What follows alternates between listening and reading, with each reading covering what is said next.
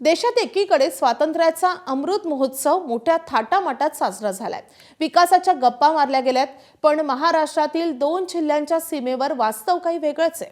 भंडारा जिल्ह्यातल्या इटान आणि चंद्रपूर जिल्ह्यामधल्या कोलारी ही 2 गावं आजही विकासापासून कित्येक मैल दूर आहेत। स्वातंत्र्याच्या 78 वर्षांनंतरही इथल्या ग्रामस्थांना वैनगंगेच्या पात्रातून नावेतून जीव घेणा प्रवास करावा लागतोय।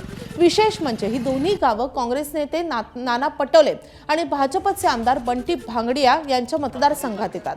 भंडारा जिल्ह्याच्या लाखांदूर तालुक्यातील शेवटच्या टोकावर असलेले इटान हे गाव नाना पटोलेंच्या मतदारसंघातले, तर नदीच्या पलीकडे असलेले चंद्रपूर जिल्ह्यातलं कोलारी हे गाव भाजपचे आमदार बंटी भांगडिया यांच्या मतदारसंघातले।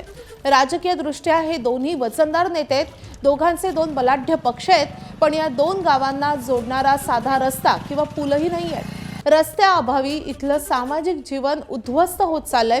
गावातील तरुणांचे लग्न होत नसल्यानं अनेक कुटुंब चिंतेत आहेत।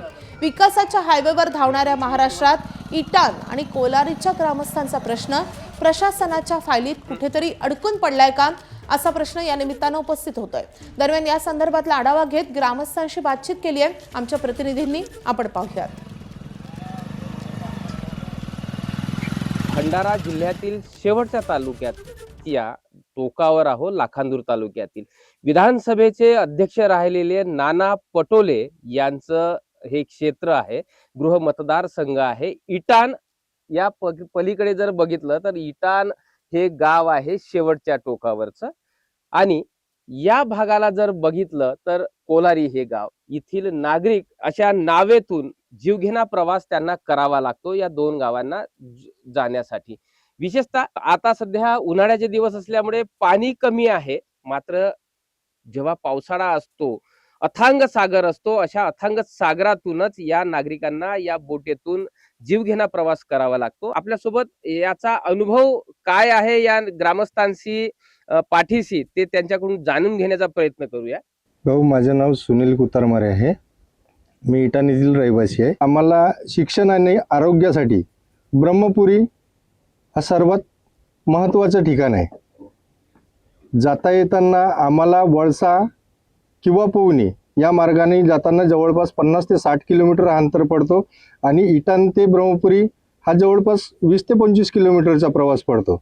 हे इटान आणि कोलारी हा जो पुलिया आहे हा अत्यंत महत्त्वाचा आहे, कारण आज जी परिस्थिती आहे, एक चांगली बाजारपेठ ब्रह्मपुरी ही इटान गावासाठी किंवा आजूबाजूच्या गावांसाठी लाभू शकतो, परंतु इथे दळणवळणाचे साधन पुलियाचं काम अजूनपर्यंत पूर्ण झालं नसल्यामुळे ही जी परिस्थिती आहे, म्हणजे लोकांच्या आर्थिक सुबत्ता येईल या आशेने हा पुलियाकडे आम्ही पाहत आहोत, परंतु अजूनपर्यंत तो दिवस कधी उगवेल ज्या दिवशी पुलियाचं काम पूर्ण होईल आणि आम्हाला पुलियाच्या द्वारे बाजूच्या गावाला किंवा म्हणजे ब्रह्मपुरीला वगैरे जाता येईल। प्रशांत देसाई, एबीपी माझा, इटान, भंडारा।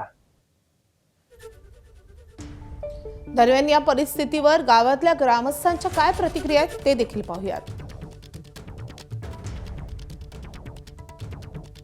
जायला खूप डोंग्यात त्रास होते।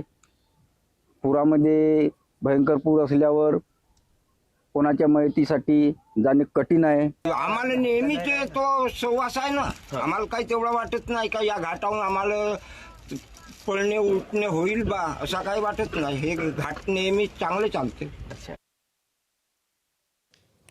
तर या 2 गावांना जोडणाऱ्या पुलासाठी केंद्र सरकारनं निधी दिला होता, मात्र कालांतरानं निधी थांबवल्यानं या पुलाचं कामही थांबलं आणि नागरिकांना नावेतून जीवघेणा प्रवास करावा लागतोय, असं म्हणत काँग्रेसचे नेते नाना पटोले यांनी या सगळ्याचं खापर केंद्र सरकारवर फोडलंय।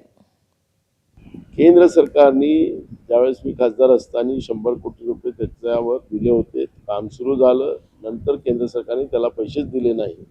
त्यामुळे मोदीच्या सरकारचा दोष आहे, त्यामुळे त्या भागाच्या लोकांना हा जीवघेणा प्रवास बोटीने करावा लागतो।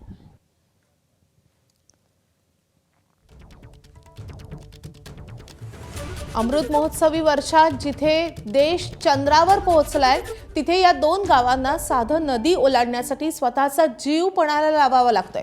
आता तरी नाना पटोले आणि बंटी भांगडिया हे 2 दिग्गज नेते आपापल्या मतदारसंघातील या सीमावर्ती भागाचा वनवास संपवतील का, हाच प्रश्न या निमित्तानं उपस्थित होतोय। एबीपी माझा, उघडा डोळे बघा नीट.